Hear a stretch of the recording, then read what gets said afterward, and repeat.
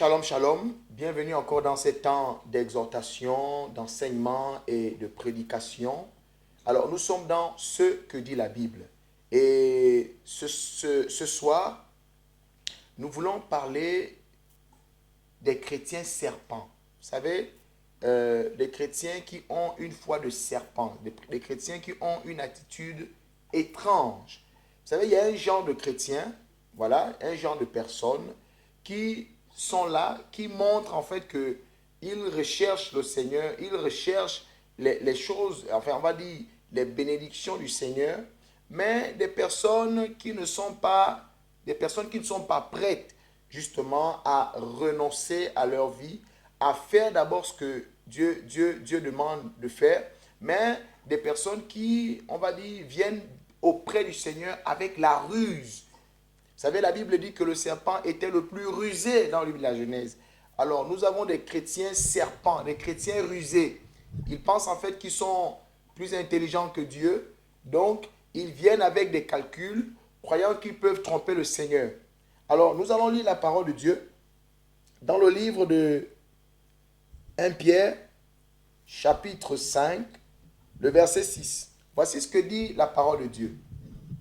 Il est dit dans 1 Pierre 5, 6, « Humiliez-vous donc sous la puissante main de Dieu, afin qu'il vous élève au temps convenable. Humiliez-vous donc sous la puissante main de Dieu, afin qu'il vous élève au temps convenable. » La Bible dit, nous devons d'abord nous humilier sous la puissante main de Dieu. Alors, quand Dieu, la Bible nous parle ici de s'humilier, qu'est-ce que cela veut dire? Peut-être beaucoup de gens vont se demander, mais bon, quand Dieu demande de s'humilier, quand Dieu parle de t'humilier ici, Dieu ne te demande pas, quand on est en train d'adorer, de t'allonger sur ton ventre. Non, ce n'est pas de cette humiliation dont la parole de Dieu nous parle. Ici, nous allons aller en profondeur dans les Écritures pour que quelqu'un puisse comprendre de quoi est-ce que la parole de Dieu nous parle. Nous irons dans le livre de Philippiens, chapitre 2. Et là, nous allons prendre le verset 8. La Bible dit, « Il s'est humilié lui-même, se rendant obéissant jusqu'à la mort, même jusqu'à la mort de la croix. » Alors, la Bible dit, Jésus lui-même, il s'est humilié, se rendant obéissant. Quand on dit à quelqu'un ici, humiliez-vous, sous la main puissante de Dieu, afin qu'il vous élève au temps convenable. L'humiliation ici veut dire quoi? Se rendre obéissant jusqu'à la mort. Or, il y a beaucoup de chrétiens aujourd'hui qui, malheureusement, pensent tromper le Seigneur. Ils ne veulent pas s'humilier, c'est-à-dire, ils ne veulent pas obéir à la parole de Dieu, mais ils veulent que Dieu les élève. Dieu ne peut pas élever quelqu'un qui ne s'est pas humilié. Dieu ne peut pas élever quelqu'un qui n'a pas accepté de mourir en soi, qui n'a pas accepté de tuer la chair. Il y a des chrétiens qui viennent dans l'église avec des mauvaises motivations. Ainsi la Bible dit dans le livre de Matthieu 15 au verset 8, « Ce peuple m'honore des lèvres, mais son cœur est éloigné de moi. » Des personnes, vous les voyez là dans l'église, ils donnent toute l'impression que ce sont des grands spirituels, qu'ils connaissent le Seigneur, ils sont avec Dieu. Vous les voyez dans toute leur face. Mais en réalité, dans leur cœur, Dieu n'y est pas. Mais ils viennent pour chercher les bénédictions. Comme si on avait dit à ces personnes que l'église de Dieu est un marché. C'est vrai qu'aujourd'hui, il y a des églises qui sont des lieux d'échange. Mais la vraie église de Christ n'est pas un marché. Ce n'est pas un lieu d'échange. La Bible nous enseigne que Christ a chassé les marchands de son temple. La vraie église de Christ n'est pas un lieu d'échange. Ce n'est pas un lieu où on vient faire du troc. Je te donne de l'argent et tu me donnes la bénédiction. Ça ne se passe pas comme ça. Les chrétiens qui viennent chercher les bénédictions, mais qui ne sont pas prêts à s'abandonner à Christ, qui ne sont pas prêts à honorer Dieu en observant sa parole. La Bible ne dit-elle pas dans Deutéronome 28 que si tu obéis à la voix de l'Éternel, ton Dieu, voici toutes les bénédictions qui te suivront et qui seront ton partage. Il y a des personnes qui ne veulent pas obéir à Dieu, qui ne veulent pas s'humilier, c'est-à-dire se rendre obéissants à la parole de Dieu, mais ils veulent être élevés. Et ils sont là dans l'église. Et vous savez, ce type de personnes, c'est des personnes qui sont, le cœur est rempli de ruses. Ils sont rusés. C'est des personnes dangereuses, c'est des serpents. Ils ne sont pas prêts à renoncer à leur vie de péché. Mais ils veulent cependant les bénédictions. Bien-aimés, c'est un non-sens. C'est quelque chose de vraiment insensé. De penser en fait que vous pouvez tromper le grand Dieu. Personne ne peut tromper Dieu.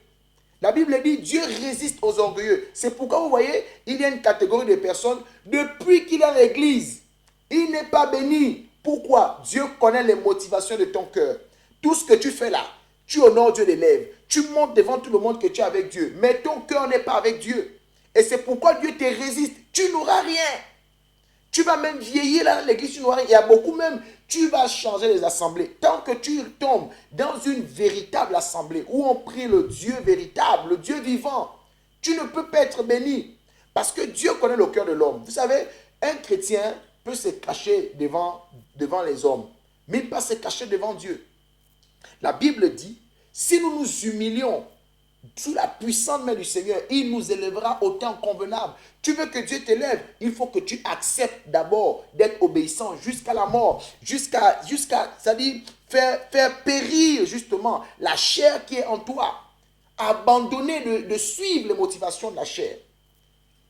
Combien d'enfants de Dieu, combien de chrétiens, je vais dire aujourd'hui, leur cœur n'appartient pas à Dieu. Leur cœur n'est pas tourné vers l'amour du Seigneur. Mais cependant, ils veulent les biens de Dieu. Ils veulent être bénis. Ça ne se passe pas comme ça, bien-aimés. Dieu n'est pas un homme pour que vous puissiez le tromper. On ne trompe pas Dieu.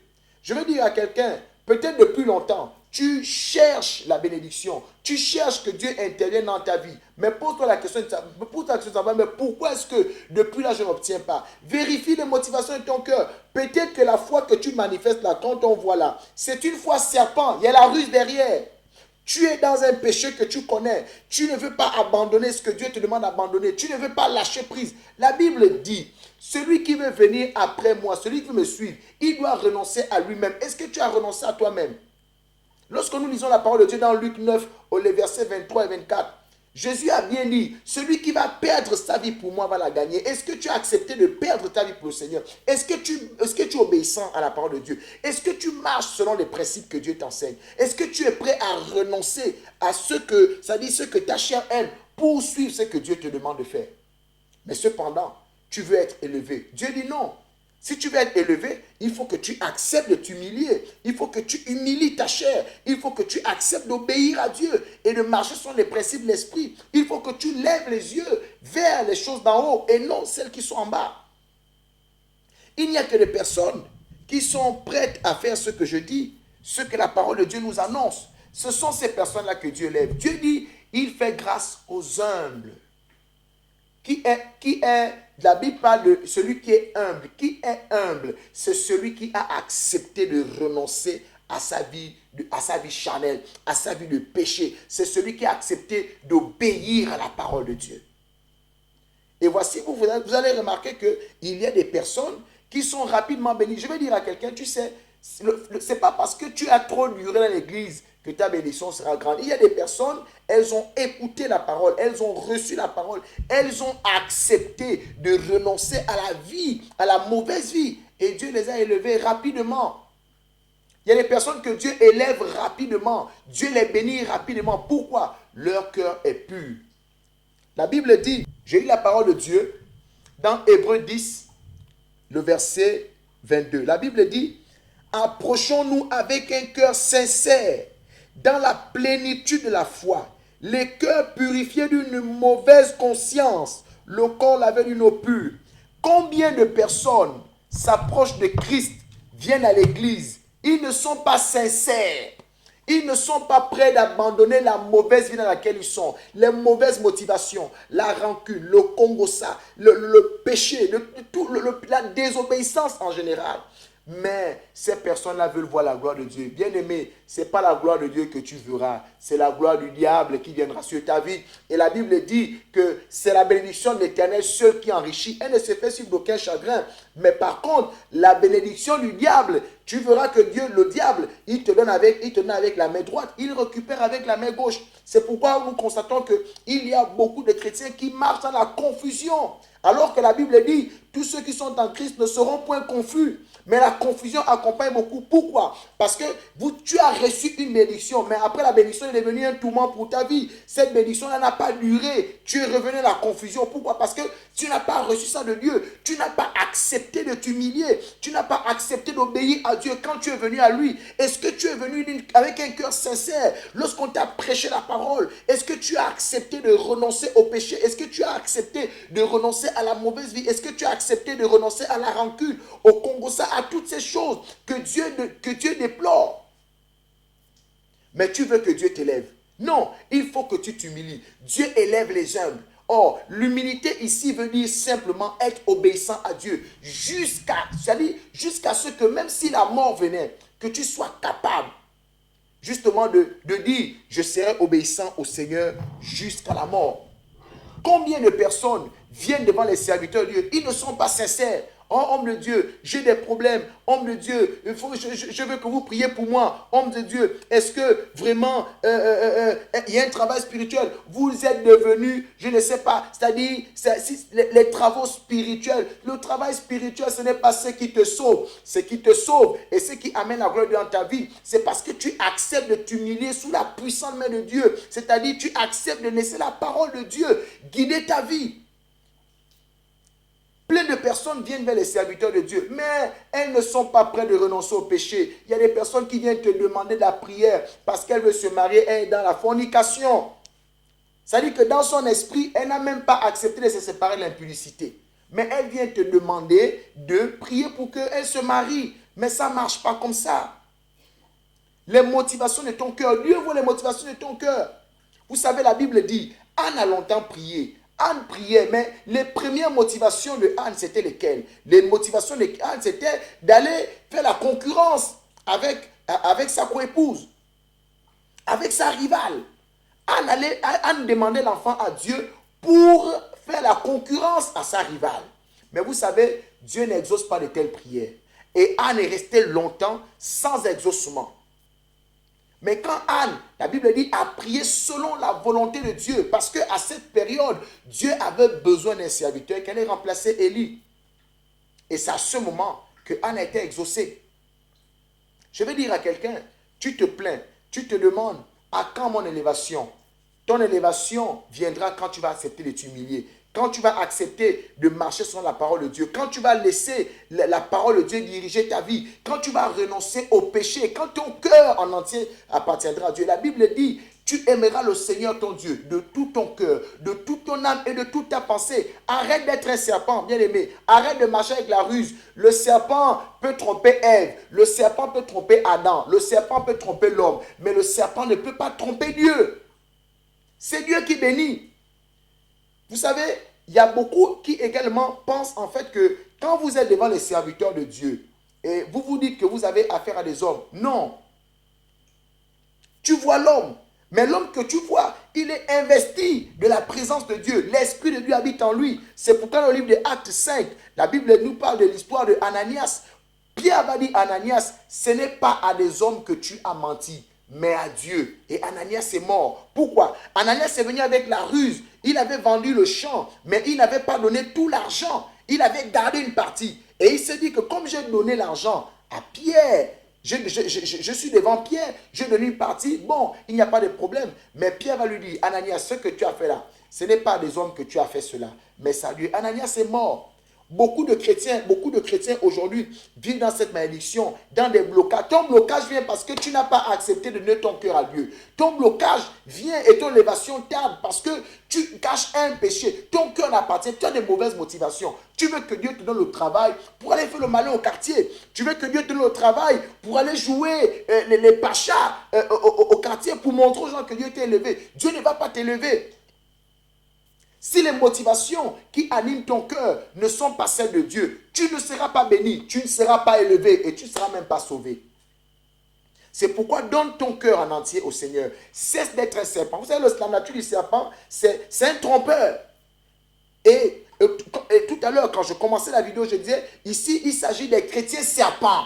La foi serpent. Des gens qui ne sont pas sincères. Ils agissent comme le serpent a agi dans le jardin vis-à-vis d'Ève. Il vient, il dit à Ève, Dieu a-t-il réellement dit que si vous mangez de ce fruit, vous mourrez? Vous voyez? Un rusé. Il venait avec des tactiques parce qu'il voulait perdre Ève. Et beaucoup de chrétiens ont cette ruse. Ils viennent devant vous, ils pleurent, homme de Dieu, j'ai des problèmes. Mais dans le cœur, c'est des vrais sorciers. Ils ne sont pas prêts à abandonner le péché. Homme de Dieu, toi aussi, il faut faire attention. La Bible dit, on ne prie pas pour tous les chrétiens comme ça. Les hommes de Dieu, tu es pressé d'imposer la main. Paul a dit à Timothée, attention, ne te presse pas d'imposer la main de peur de te charger des péchés d'autrui. Le livre de Jérémie 7,16 nous le dit. Dieu a interdit à Jérémie d'intercéder en faveur de ce peuple-là. Pourquoi? Parce que ce peuple était en horreur vis-à-vis du Seigneur. Donc parfois, vous venez, ce qui est sûr, c'est que si vous tombez sur un vrai serviteur de Dieu qui connaît votre position, il ne va pas prier pour vous. Même si après tu vas critiquer l'homme de Dieu au quartier, c'est ton problème. Un vrai serviteur de Dieu, il a l'esprit de Dieu, il discerne, c'est que toi, tu es un menteur. Toi, tu es une menteuse. Tu n'es pas prêt d'abandonner le péché. Mais tu viens demander la prière. C'est avec le serviteur de Dieu que tu es venu partager ta malédiction. Et il y a beaucoup de serviteurs de Dieu qui ont perdu l'onction parce que justement, ils sont tellement accros à l'argent, ils sont tellement aveuglés qu'ils imposent les mains partout. Il y a des serviteurs de Dieu qui sont tombés justement dans le péché de l'impudicité, l'adultère et toute escroquerie parce qu'ils ont prié pour quelqu'un qui était rusé. Bien aimé, tu ne peux pas prier pour le serpent. Le serpent n'a pas d'amis. Le serpent n'a que le venin. C'est pourquoi des chrétiens qui sont rusés, qui transportent le venin dans leur cœur, quand vous priez pour de telles personnes bien-aimées, tu vas prendre ce qui n'est pas bon. Tu imposes la main à quelqu'un. Tu as déjà vu, essaie de poser la main sur la tête du python. Pose la main sur la tête de la vipère. La vipère va te mordre. Alors je veux dire à quelqu'un, tu veux que Dieu t'élève. Il faut que tu t'humilies. Il faut que tu renonces à toi-même. Il faut que tu laisses la parole de Dieu diriger ta vie. Il faut que le Seigneur soit le maître, soit le Seigneur de ta vie. Tu ne t'humilies pas, mais tu veux que Dieu t'élève. Et comme beaucoup ont maintenant coutume de dire aujourd'hui, j'attends le temps de Dieu. J'attends le temps de Dieu. Quel temps de Dieu? C'est quel temps de Dieu tu attends? Oh, Dieu va m'élever au temps convenable. Tu t'es d'abord humilié pour que Dieu t'élève au temps convenable. Le temps convenable, là, depuis que tu as commencé à dire, Dieu m'élève au temps convenable. Dieu, tu vieillis même déjà. C'est-à-dire qu'on te regarde, on se demande, mais toi, ton temps convenable, là, ou bien c'est quand on va t'enterrer que le temps, ce sera le temps convenable. Non.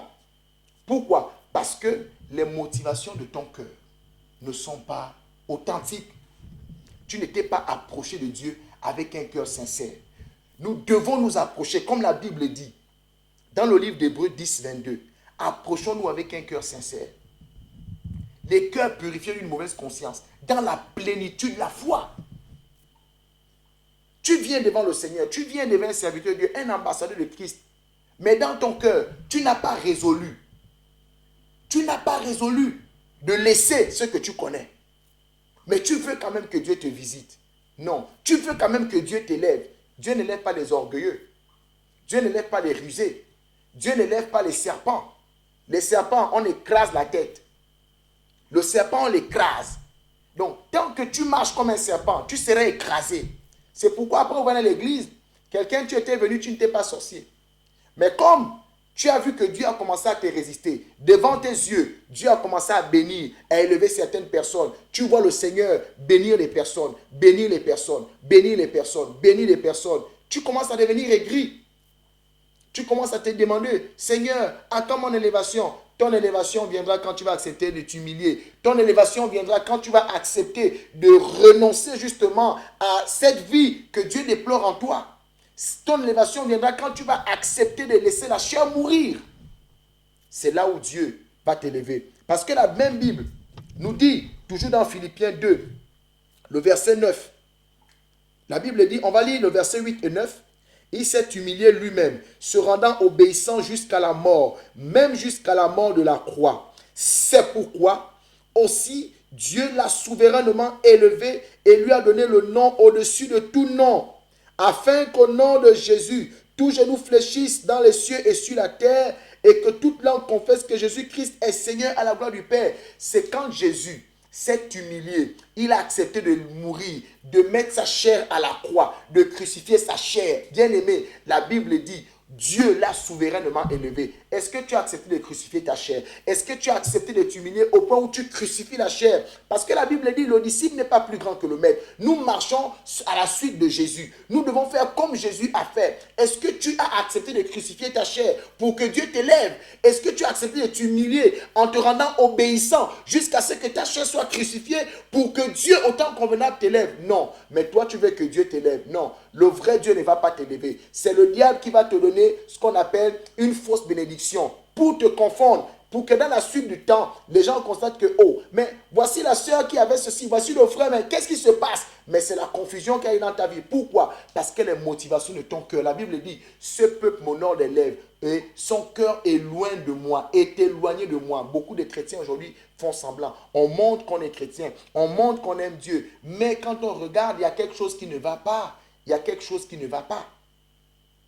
Alors, bien-aimé, je suis venu te dire, le Dieu que nous prêchons est un Dieu véritable, c'est un Dieu vivant. Et Dieu ne peut pas délaisser sa parole. Il veille sur sa parole pour l'exécuter. Si tu veux que le temps de Dieu arrive dans ta vie, si tu veux que Dieu t'élève au temps convenable, au temps fixé par lui, il faut que tu acceptes de t'humilier en te rendant obéissant, en crucifiant ta chair.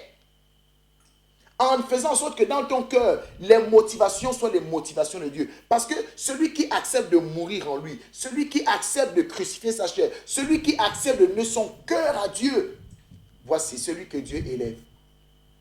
Dieu l'a fait. Le Père l'a fait dans la vie de son Fils, Jésus-Christ notre Seigneur. Si tu fais la même chose, la Bible dit, Dieu résiste aux orgueilleux, mais il fait grâce aux humbles. Tu veux que Dieu t'élève au temps convenable. Tu veux que Dieu fasse des bonnes choses avec toi. Accepte de t'humilier. La Bible dit dans Marc 10, les versets 28 et 29. La Bible dit, Pierre avait dit à Jésus, voici nous avons tout laissé pour te suivre. Et Jésus va lui dire, il n'y a personne qui ayant laissé à cause de moi et à cause de la bonne nouvelle, c'est terre, c'est ceci, c'est cela, et ne reçoivent dans ce siècle présent les terres, les mères, les frères, les sœurs. Donc Jésus est en train de dire que, Pierre, si tu as accepté de me donner ton cœur, de te sacrifier pour moi, et tu as abandonné tout ce que je te demandais d'abandonner, tu l'as fait pour moi, sache que tu recevras toutes ces choses au centuple. Alors je vais dire à quelqu'un, si tu t'humilies devant la main puissante du Seigneur, si tu acceptes de donner ton cœur entièrement à Dieu, afin que quand Dieu regarde ton cœur, les motivations de ton cœur sont les motivations de Dieu, Dieu t'élèvera au temps convenable. Mais si tu es un serpent, si tu as une fausse foi, si tu marches comme une vipère et que tu fais croire aux gens en fait que tu es dans Dieu, tu viens devant les hommes de Dieu, tu exposes tes problèmes. Mais quand on te présente la parole, tu n'es pas prêt d'écouter la parole de vérité. Tu vas chercher d'autres hommes de Dieu qui vont te prêcher selon tes motivations. Bien-aimé, la gloire de Dieu ne paraîtra pas dans ta vie. Et tu verras que c'est la confusion qui va t'accompagner. Mais si tu veux changer, si tu veux que Dieu intervienne dans ta vie, change les motivations de ton cœur. Dieu ne peut pas intervenir dans la vie de quelqu'un dont il sent, il regarde que sur le cœur de ce homme de Dieu appartient.